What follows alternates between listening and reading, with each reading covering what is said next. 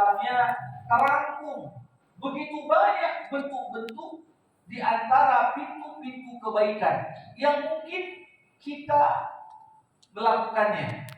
Nah tentunya untuk sistematika pembahasan kita pada pagi hari ini, setidaknya hadis ini terbagi menjadi 3 tema utama. Ya. Tema pertama adalah berkaitan dengan keutamaan. Bagaimana kita membantu sesama muslim. Ya, keutamaan membantu sesama muslim. Kita tahu betul bagaimana karena agama inilah, karena iman dan Islam inilah, kita semua kemudian menjadi bersaudara. Bukan karena hanya ada hubungan darah, atau ada hubungan nasab, atau ada faktor kesatuan suku, atau kesatuan bahasa, atau berbagai faktor-faktor pengikat lain yang ada. Innamal mu'minuna ikhwatun, kata Allah. Sesungguhnya orang yang beriman itu bersaudara. Bagaimana seorang kakak dan adik akur, seorang abang dan adik juga saling menyayangi. Begitulah seharusnya orang-orang yang beriman. Seorang mukmin tidak menginginkan untuk saudaranya kecuali yang baik-baik. Kalau dia pengen sehat, hal yang sama diinginkan untuk saudaranya.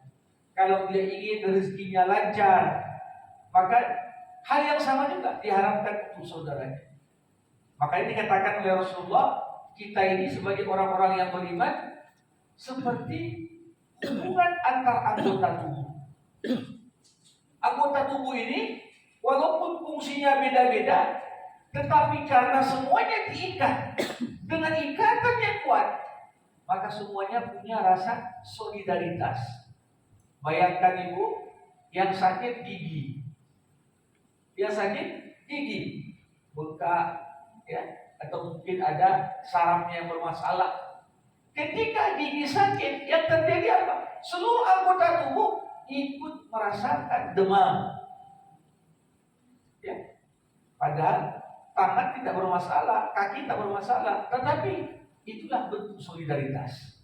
Begitulah seharusnya yang diharapkan Rasulullah SAW kepada kita sebagai umatnya. Ya. Sehingga konsep persaudaraan Islam, selama engkau muslim, saudaramu juga muslim, Tuhanmu sama, Tuhan kalian sama, kiblatnya sama, Rasul yang kita teladani juga sama, maka dari manapun asalnya dia adalah saudara kita. Ya. Nah, untuk itulah persaudaraan ini sangat penting sekali, jemaah rahimahullah. Kenapa? Dalam kehidupan di dunia ini masalah dan problem itu begitu banyak, dan tidak ada yang dapat membantu kita.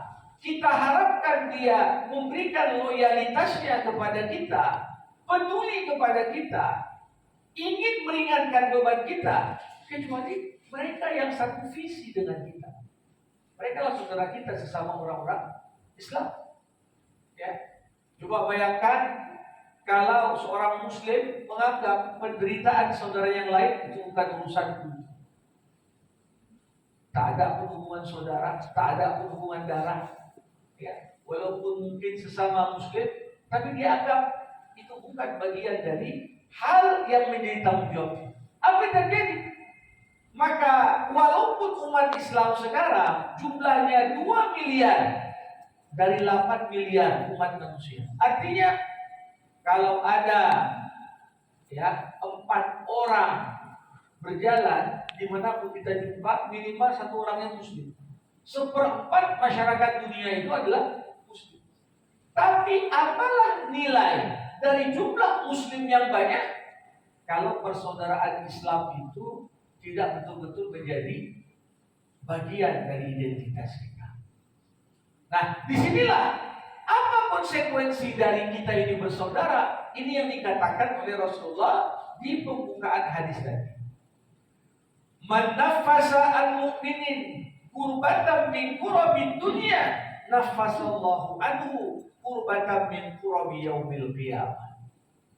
Siapa yang mengangkat dari saudaranya mukmin yang lain kesulitan di antara kesulitan dunia, maka Allah berjanji akan mengangkat darinya beragam bentuk kesulitan di akhirat.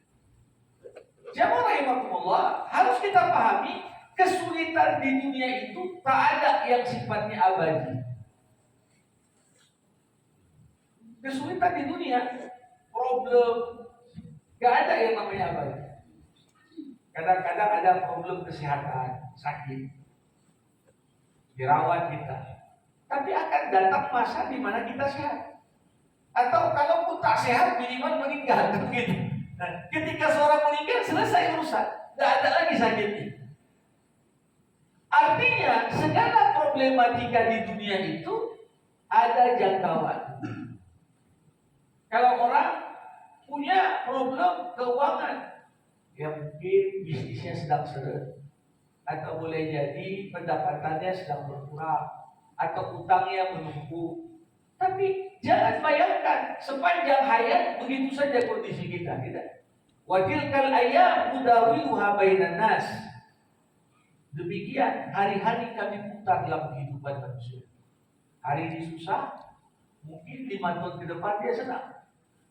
Sekarang dia senang, boleh jadi 10 tahun kemudian dia susah. Begitulah. Kesulitan dan problem di dunia satu sifatnya, tidak ada yang abadi. Seorang mungkin punya problem rumah tangga. Ya. Apakah problem rumah tangga itu terselesaikan? Ataukah kemudian masing-masing memilih jalan yang berbeda? Tapi yang namanya ada masalah, tidak seterusnya begitu. Bisa saja Allah ganti dengan pasangan lebih baik.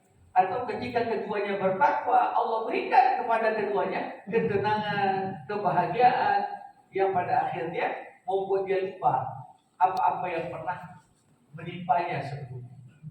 Nah, jadi di sini kita lihat siapa yang mengangkat dari seorang mukmin kesulitan di dunia, apakah berkaitan dengan harta, berkaitan dengan kesehatan, berkaitan dengan apapun urusannya, yang sifatnya itu diantara kesulitan dunia yang terbatas.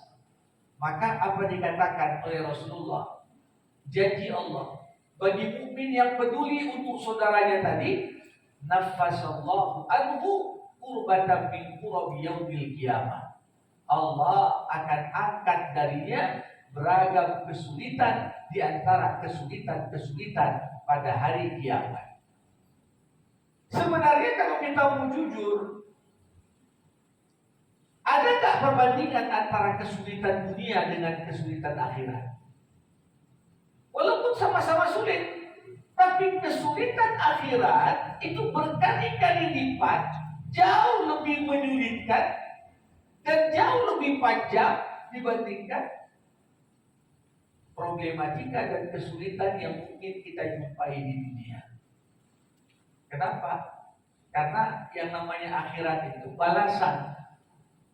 Apakah kita dalam kebaikan abadi atau dalam penyiksaan abadi, kan begitu.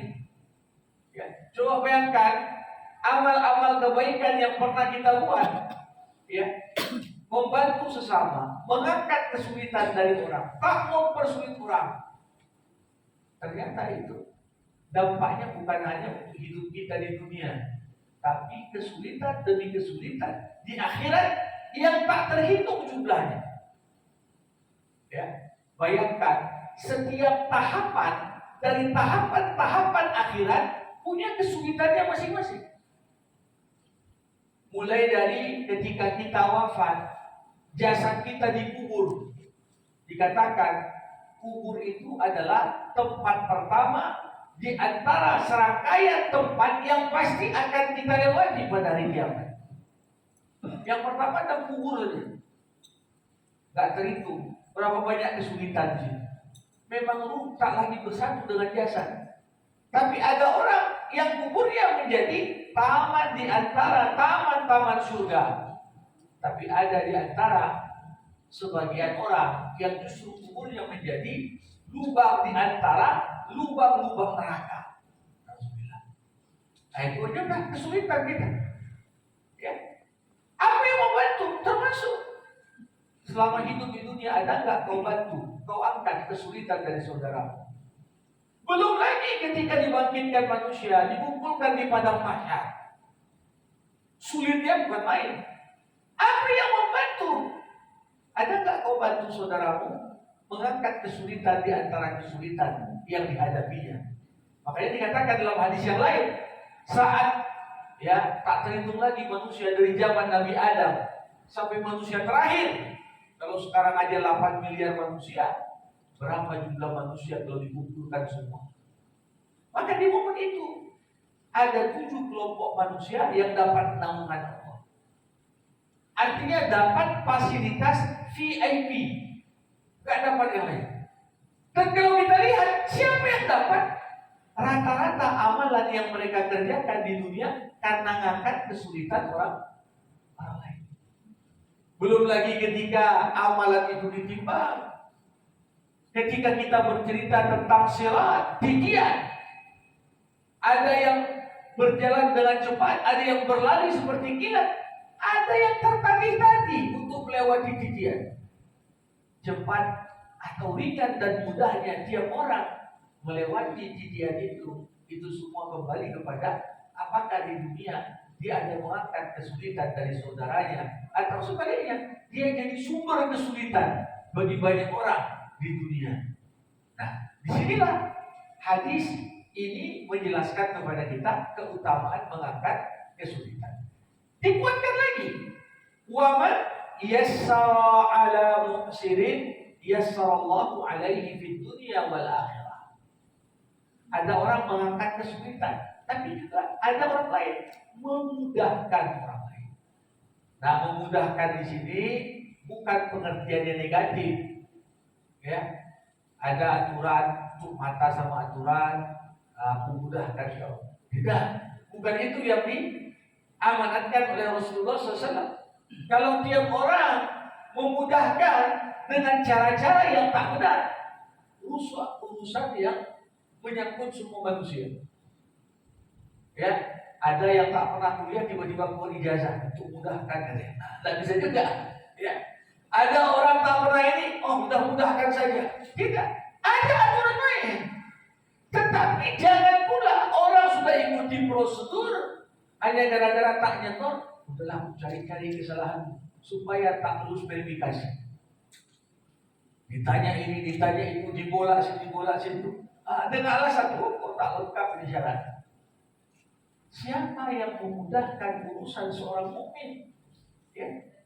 Dia sudah lakukan, memenuhi apa yang menjadi persyaratan baginya.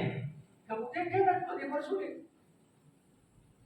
Siapa yang mudahkan urusan seorang mukmin di dunia, Allah mudahkan urusannya di dunia dan akhirat. Ini luar biasa. Balasan memudahkan orang dengan cara yang benar di dunia, berbalas kemudahan langkah kita di dunia, kemudahan langkah kita di akhirat. Nah, makanya ada orang kok kalau dia ada mudah aja semua urusan. Bukan karena ada backing yang kuat, tidak. Boleh jadi ada amalannya. Ketika dia ditempatkan pada sebuah posisi menyangkut hajat hidup orang banyak, ada nilai-nilai kemanusiaan yang diusung. Ya, nggak mau dia mempersulit orang. Ya, sebagian orang prinsipnya dalam bekerja, kalau bisa dipersulit, kenapa dipermudah? Kalau ada orang prinsipnya seperti itu, tidak dapat keutamaan hadisnya.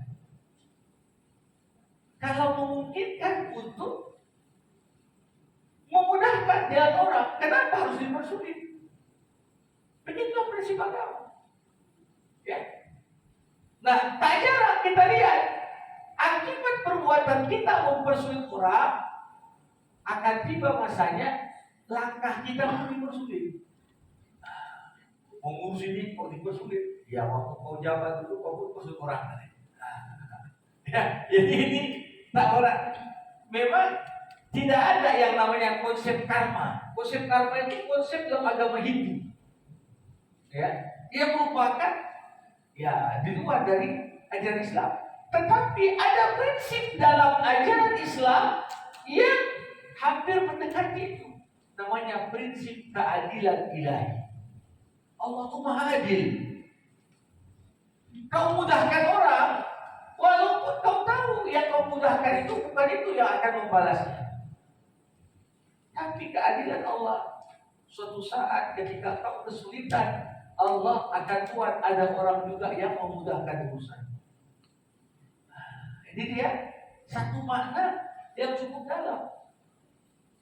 Kadang-kadang bagaimana kita mempersulit orang, turun juga dipersulit bahkan keturunan kita. Dia mempersulit. Dampaknya ke anaknya juga, anaknya pun dipersulit. Nah, jadi siapa yang memudahkan dalam pengertian bukan artinya melanggar aturan dan mekanisme yang telah diatur, tetapi di sana ada pendekatan kemanusiaan. Ya. Ada hal-hal kita tahu itu bisa kemudian disempurnakan atau kemudian ada kondisi-kondisi tertentu pengecualian dari kaidah umum yang pada akhirnya itu seseorang ya perlu ada pertimbangan-pertimbangan khusus yang tentunya berbeda dengan kondisi normal. Nah, di sini yang ketiga Rasulullah menguatkan lagi, man satara musliman satarahullah fid dunya wal akhirah. Siapa yang menutupi aib seorang muslim, aib artinya kekurangannya, kekurangan apakah sifatnya cacat pada dirinya atau ada sikapnya yang kurang tepat, kalau itu diceritakan pada orang banyak juga menjatuhkan harkat dan martabatnya, ya dia tutup. Ya mudah-mudahan Allah Subhanahu wa taala lah yang akan memperbaiki si bulan. Ya, hal-hal tertentu tutup. Siapa yang menutup kekurangan seorang mukmin, jadi Allah tutup kekurangannya di dunia maupun akhirat. Allah. Siapa rahimahullah? Siapa manusia yang tak punya kekurangan? Gak ada manusia yang tak punya kekurangan. Kalau kita jujur, pandangan orang positif kepada kita di dunia karena mereka belum tahu aib kita. Kalau tiap orang sudah tahu aib orang lain, mungkin khawatir kita tak ada pula yang saling percaya kita. Si bulan ada aib yang begini-begini. Ya. Tetapi aib itu sebagai bagian dari kekurangan setiap orang. Yang manusia itu pasti berbuat salah dan khilaf. Makanya agama mengatakan berbahagialah orang yang disibukkan menutup aibnya hingga tak sempat membongkar aib orang. Jadi ketika kita sibuk bagaimana menangkal diri, bagaimana agar segala kekurangan kita itu tak tampak pada orang banyak, itu lebih baik, berbahagialah dibandingkan ketika kita merasa bersih sehingga waktu kita banyak untuk mengomentari kekurangan orang lain. Jadi agama mengajarkan tutup aib saudaramu. Kenapa? Boleh jadi itulah cara terbaik agar Allah menutup kekurangan di dunia maupun di akhirat. Jamaah rahimahullah. Aib di dunia mungkin bisa kita pahami, tapi pengertian aib di akhirat ini bagaimana? Aib di dunia artinya selama kita hidup jangan sampai kekurangan kita terbongkar, kan begitu. Tetapi setiap kali ada orang yang meninggal dunia, selalu kita membacakan doa sebagaimana yang diajarkan Rasulullah. Allahumma la tahrimna ajrahu wa la taftinna ba'dahu waghfir lana wa lahum. Apa arti wala taftinna ba'dahu? Ya Allah, jangan biarkan orang yang meninggal itu terkuak aibnya setelah dia meninggal dunia, yang justru menjadi fitnah bagi kami. Nah, jadi ada kekurangan aib. Kalaupun terbongkar kita masih hidup, kita masih bisa bela diri, atau kita coba perbaiki kondisi kita. Ya, kita bisa klarifikasi. Oh, enggak begitu, begini sebenarnya.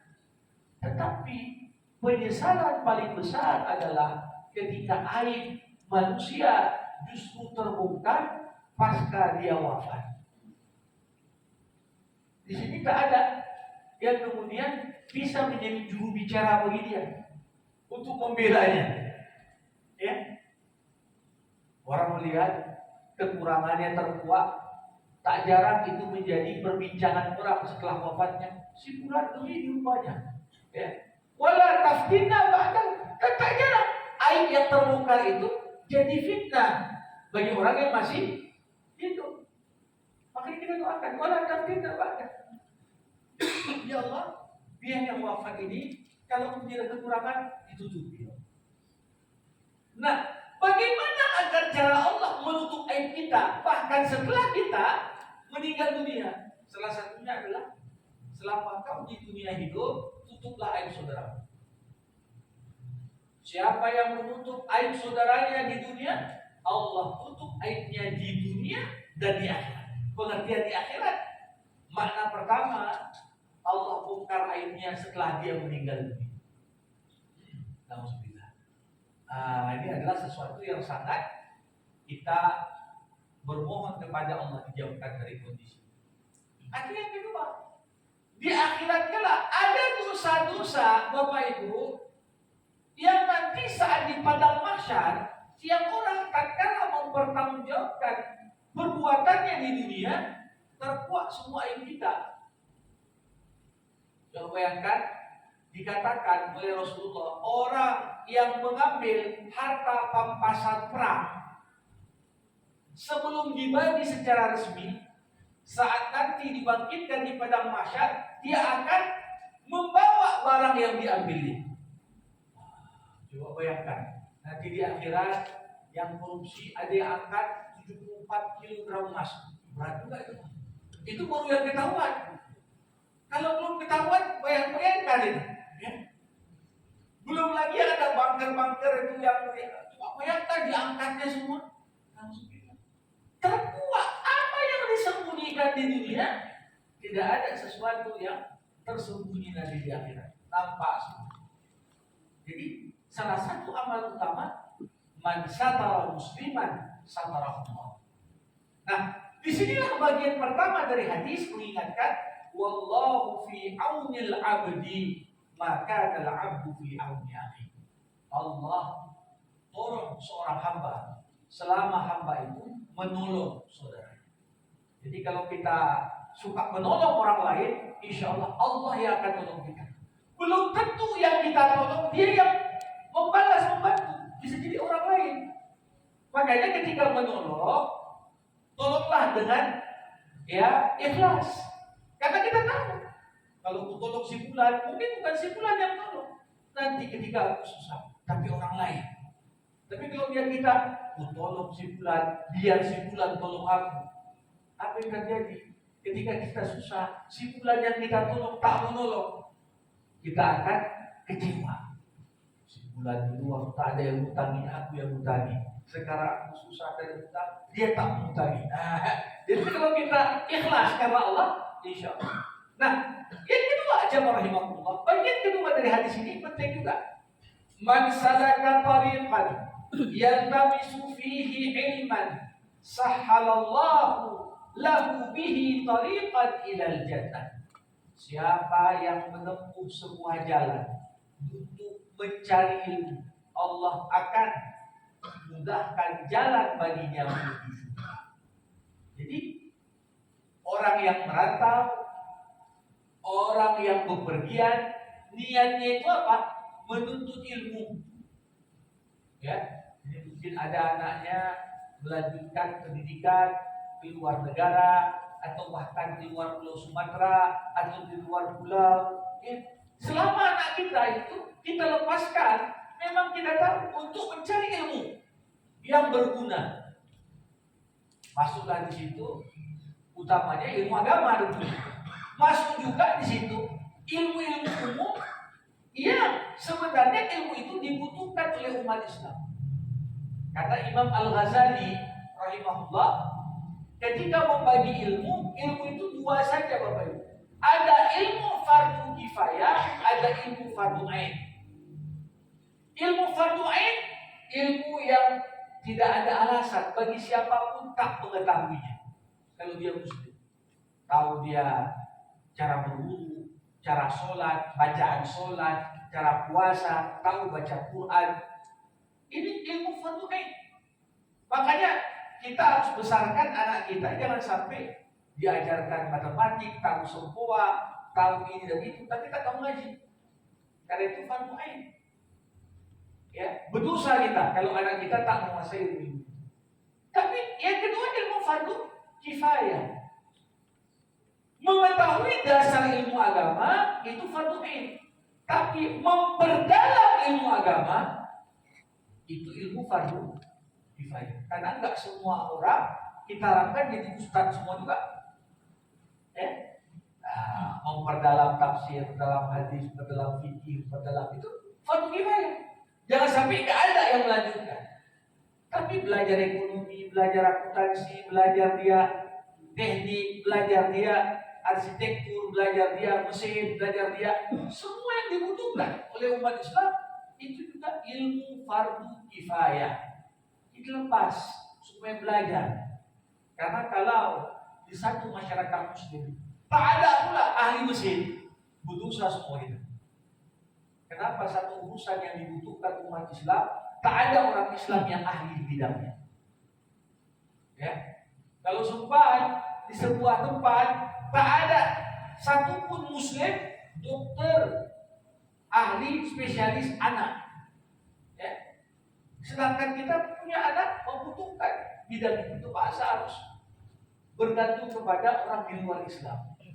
Nah ini berdosa seluruh orang Islam. Berarti ketika kita bebaskan mereka, ayo orang tahu, cari ilmu. Tapi niatmu adalah untuk mencari ilmu. Perjalanan mencari ilmu, ilmu yang bermanfaat, itu diantara sebab yang paling utama memudahkan langkah mereka untuk menuju surga. Kenapa begitu Bapak?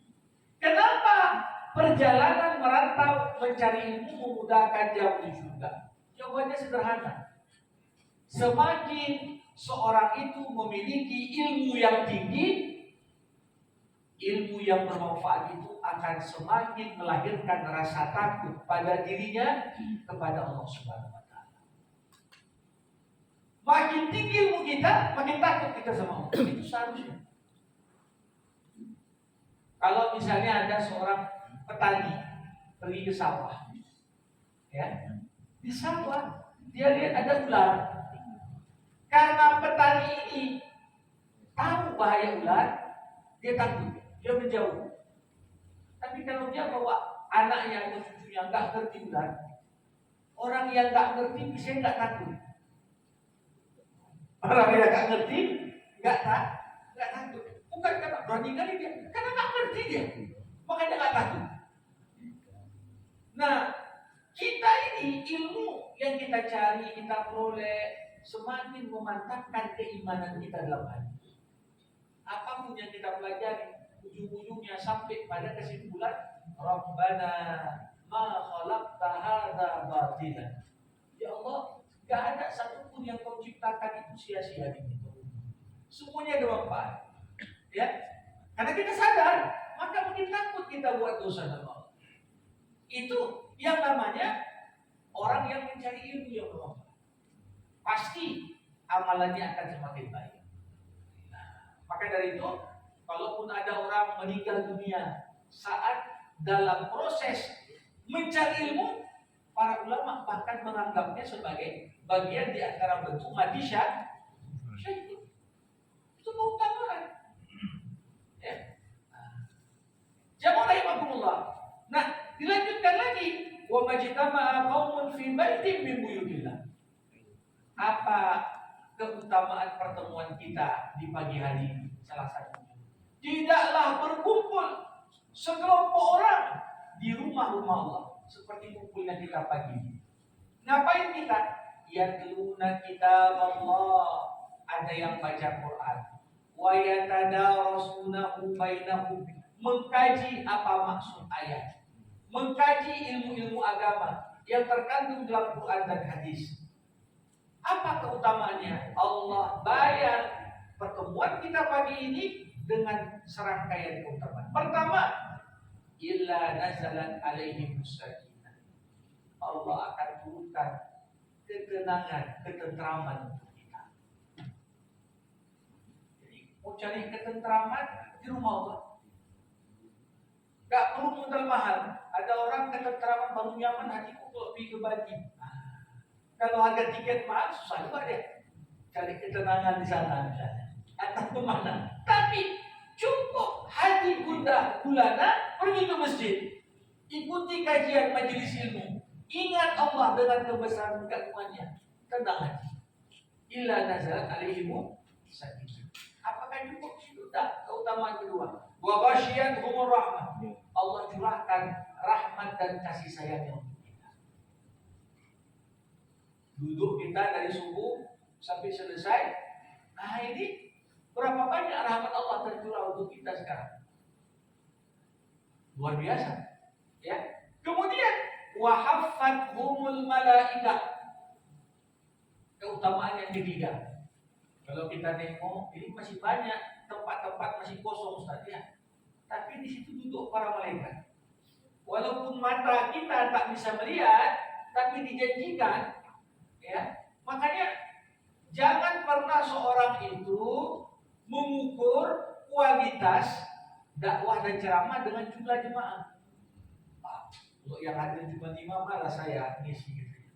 Kenapa? Itu berkumpul juga malaikat. Malaikat juga ada di situ.